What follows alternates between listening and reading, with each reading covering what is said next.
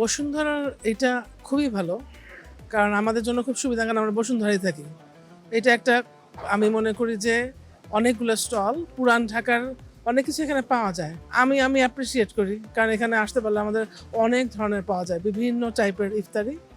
So পুরান ঢাকার সাথে অনেক মিল আছে।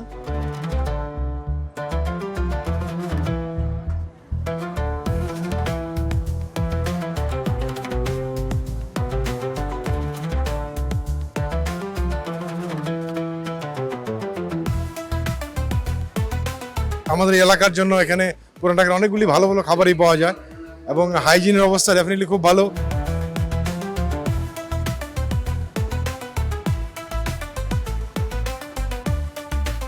এই বসুন্ধরা কনভেনশনের মধ্যে এই ধরনের আয়োজনটা বরাবরই হয়ে থাকে এবং এখানে আমরা এসে স্বাচ্ছন্দ্যবোধ ফিল করি এবং ওই ওই যে ঐতিহ্যটার যে একটা আমেজ সেটা আমরাও ফিল করি। এখানে পরিবেশগত বা ইয়েতে দামের কিছুটা পার্থক্য থাকলেও বাট ওইখানকার যে একটা পরিবেশ বা এখানকার যে একটা পরিবেশ, এই পরিবেশের পার্থক্যের কারণে যে যে দামের যে পার্থক্যটা সেই পার্থক্যটা খুব একটা বেশি না।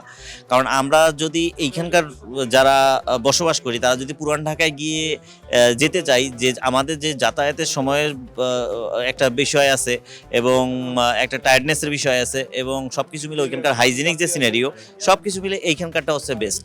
সো এখানে দামের সাথে আসলে কোনো মানে ওই খুব একটা যে পার্থক্য তা নাই।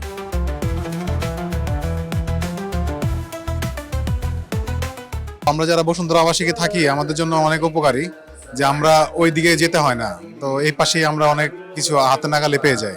এটা আমাদের জন্য অনেক সুবিধাজনক। পুরান ঢাকার তুলনায় দাম ঠিকই আছে।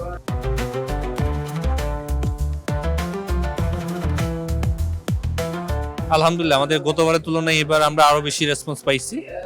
তো প্রতিদিনই আমাদের বেচা বিক্রি আলহামদুলিল্লাহ তুলনামূলক গতকালকে থেকে আজকে থেকে তুলনামূলক আগামীকাল বেশি, এরকম ভাবেই যাচ্ছে। আর আমাদের সিক্রেট কিছু আইটেম আছে, ওগুলা মোটামুটি ভালো সেল হয়। আমাদের কোনো খাবারে ওয়েস্ট হয় না, আমরা এখানে যা নিয়ে আসি অলমোস্ট সবই সেল হয়ে যায়।